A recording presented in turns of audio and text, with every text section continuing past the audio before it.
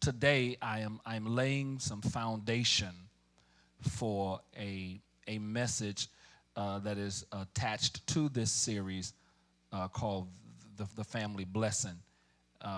That is really going to be profound, and it's going to cause you to have to be students of the Word of God.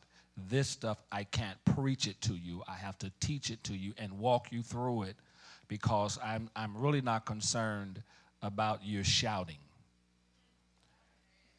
I'm concerned about your development and your growth so that we can be all that God would have us to be. 1 Samuel chapter number 30 to lay the foundation, verses 1 through 8, I read from the New Living Translation of the Bible. And here's what it says. 3 days later. Now, whenever you read the Bible and it says 3 days later, it is important that you go back to find out what happened. All righty, and which we'll do that in a second. 3 days later, when David and his men arrived home at their town of Ziklag, they found that the Amalekites had made a raid into Negev and Ziklag. They had crushed Ziklag and burned it to the ground.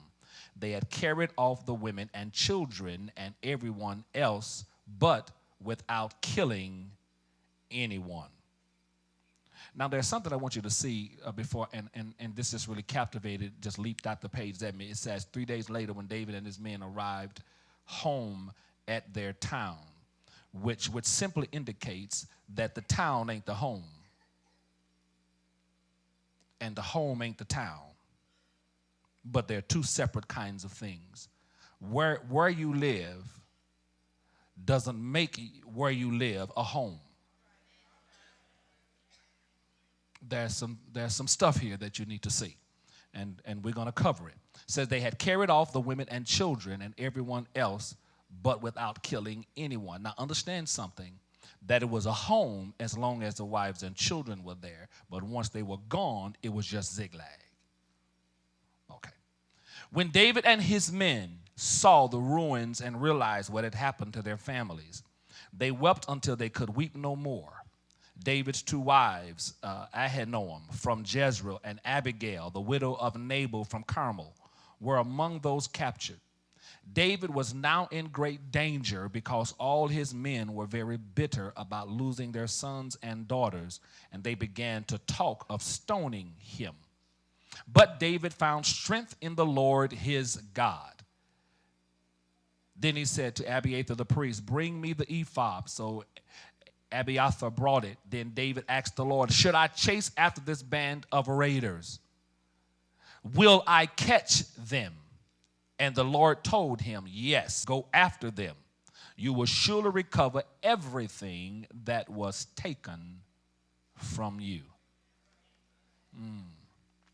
Look at your neighbor and tell your neighbor, go get your family. That's what I want to talk about. That's what these messages are talking about. Go get you. Look at somebody and tell them, say, go get your family. Yes, if you're sitting back waiting on it to come to you, it's not going to happen. You've got to go and get it. The question that I want to throw out at you very parenthetically is this: do you really want your family? Do you really want your family? Do you really want your family stable?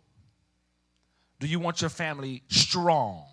Would you like to see your family secure and spirit-filled? Would you like to see your family successful? Well, let me tell you this. It's going to take more than just shouting. It's going to take more than just saying what you want. Life doesn't just come to you because you say it. Families, mothers, fathers, why are you so passive? Stop trying to live your life through your children. You got them in so many different things. All of this stuff you got them doing. How is that going to advance them spiritually? It's not going to make them keep their pants on. If you don't kill the Amalekite spirit in your life, because here's what we do. what we do is, guys, we just say, well, I'm just going to start it right here with my kids. And, you do all this here, and you do all this, and they grow up, and then they start acting out stuff start coming out, and you don't understand, but I did this with them. I taught them that. Teaching them ain't enough. You got to deal with you. You got to kill the seed that you passed on to them. You have got to kill that Agag spirit. You've got to kill that spirit of the Amalekite. You cannot be successful in any kind of relationship. Watch this. If you come out of a house, a bloodline of nothing but divorce, the likelihood of that following you is a great percentage. It's a strong percentage. If you just pay attention to the signs, watch, know your parents, know how they were at certain age, and then watch yourself, because there's a possibility, and you'll hear me say this all the time, our parents are who we are in preview. Our children are who we are in review. When I look at Carlos and Ashley and Andrea, I see me. And what we do is we punish the child while we walk free. Parents, because you have the authority, doesn't give you the right to use the authority. Be smart. Check yourself, because our children in a lot of cases are jacked up because they got that from us. They are acting just like their parents. They have no other way to act except to act like you. That's why you have to have behavior modification. We got to deal with people. We can't just get in here and just shout all day and that's it. No, we gotta settle down and deal with one at a time. Deal with these personalities. Why do I have one child that is very active and very smart and very aggressive, and I got another one? Because you know what families do? They highlight the one that everybody likes and ignore the other one. That's the worst thing in the world. If you have a child that is very independent, find the child that is not as independent and invest more time in that child, but explain it to the other child. Communicate, talk with them, say, now, I don't love any one of you are better than the other one, but your brother needs a little bit more of my attention, because you're doing real good for yourself, so I need you to just keep on doing what you're doing to get better, but mama and daddy got to deal with this one. That's what you have to do. Our children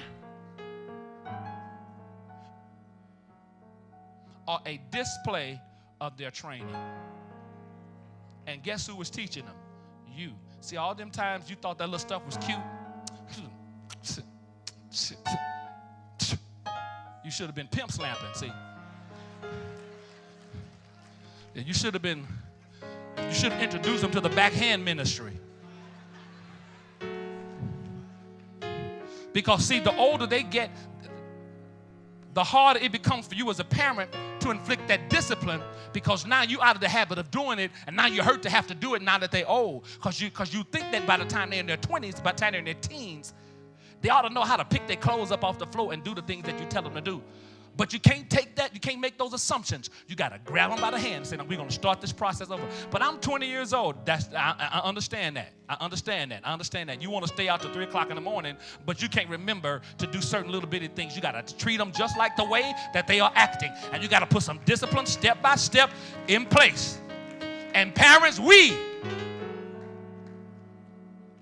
because daddies, we have a hard time disciplining our girls, and mothers sometimes have a hard time with those boys. So we got to fix all this stuff so that we can be the family that God would have us to be. Because it's not about becoming the kind of family that'll please the people in Bethel, but it's becoming the kind of family that's going to please God.